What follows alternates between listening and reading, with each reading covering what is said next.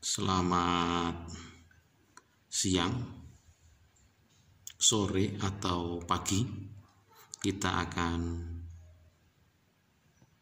berjumpa untuk membahas tentang relasi makna. Sebagai pengertiannya, bisa Anda baca yang sudah tertulis dalam layar.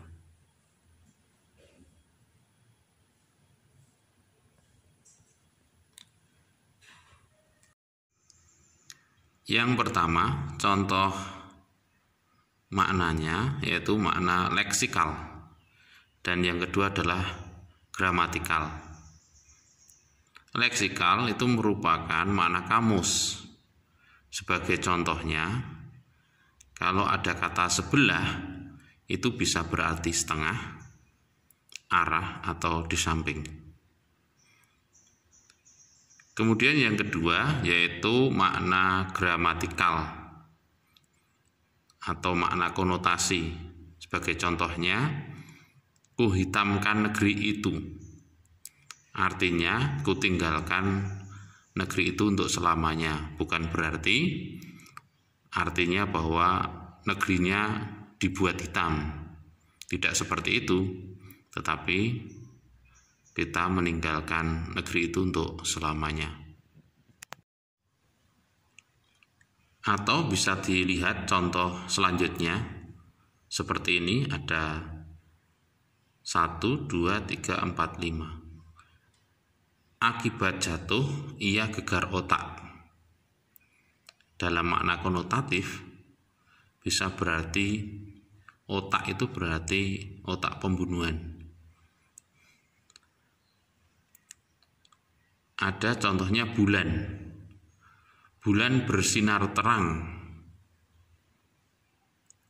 Kami berbulan madu di Bali.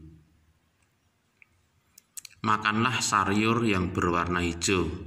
Artinya memang sayur yang warnanya memang hijau. Koruptor dibawa ke meja hijau. Bukan artinya dia dibawa ke meja yang berwarna hijau, tetapi artinya adalah dia dibawa ke pengadilan atau disidangkan. Dan selanjutnya, makna selanjutnya adalah sinonim dan antonim. Mungkin Anda sudah paham, sinonim itu kesamaan kata, sementara antonim adalah lawan kata. Lawan kata hidup adalah mati, dan sebaliknya.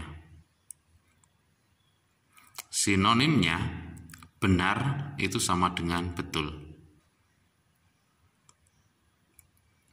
Kemudian ada moneter itu finansial, asli itu sama dengan murni atau orisinal. Sementara antonim itu lawan kata. Hidup berarti lawan katanya adalah mati, kuat lawan katanya lemah, dan seterusnya. Ada polisemi. Polisemi itu mempunyai makna lebih dari satu. Sebagai contohnya ada kepala.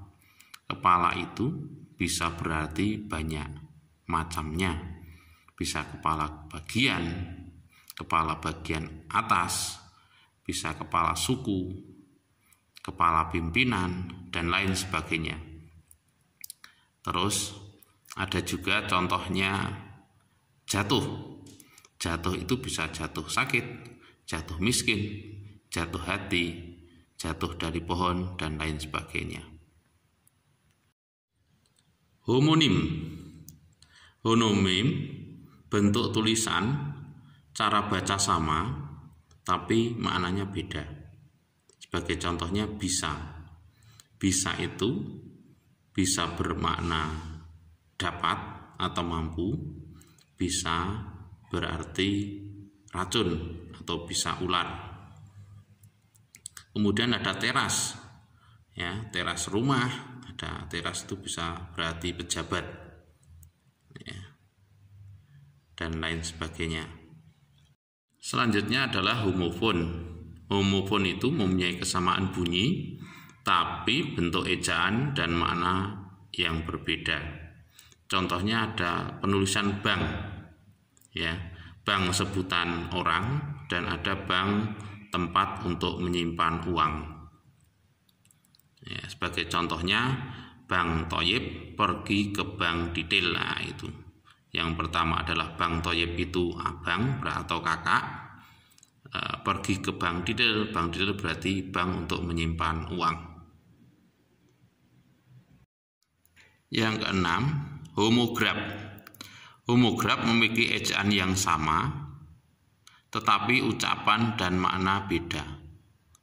Sebagai contohnya adalah apel dan apel.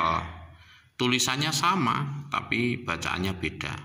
Apel berarti buah, sementara apel adalah rapat atau pertemuan.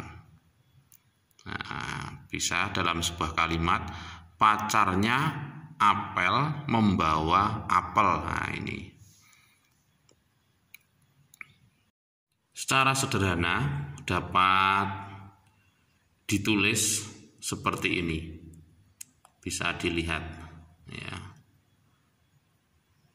Ada homonim, homograf, dan homofon.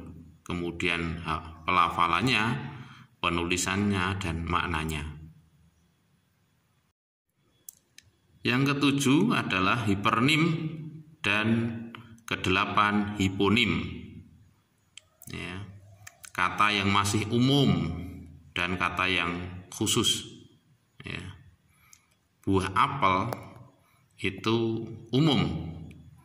Nah, khususnya bisa saja apel merah, apel hijau, apel kuning. Nah, kalau hiponim itu kata yang sudah khusus. Ya, khusus berarti kalau buah apel ya apel merah, apel hijau artinya apel berwarna merah atau apel berwarna hijau. 9. Meluas atau generalisasi. Makna sekarang lebih luas dari makna yang lama. Sebagai contohnya, putra putri kalau dulu itu dikatakan anak raja, sekarang orang lebih menyebutnya sebagai anak laki-laki dan anak perempuan. Kiai itu dulu orang yang mempunyai ilmu atau orang yang paling pintar di dalam ilmu agama. Kalau sekarang banyak nama-nama itu dipakai untuk yang lain, seperti keris dan lain sebagainya. Yang 10, menyempit atau spesialisasi adalah makna dulu lebih luas dari makna yang sekarang. Contohnya sarjana. Sarjana itu merupakan gelar cendekiawan pada waktu itu. Kalau sekarang menjadi gelar akademis, bahkan lebih menyempit lagi karena sekarang itu ada sarjana ekonomi, sarjana pendidikan Islam, sarjana pendidikan.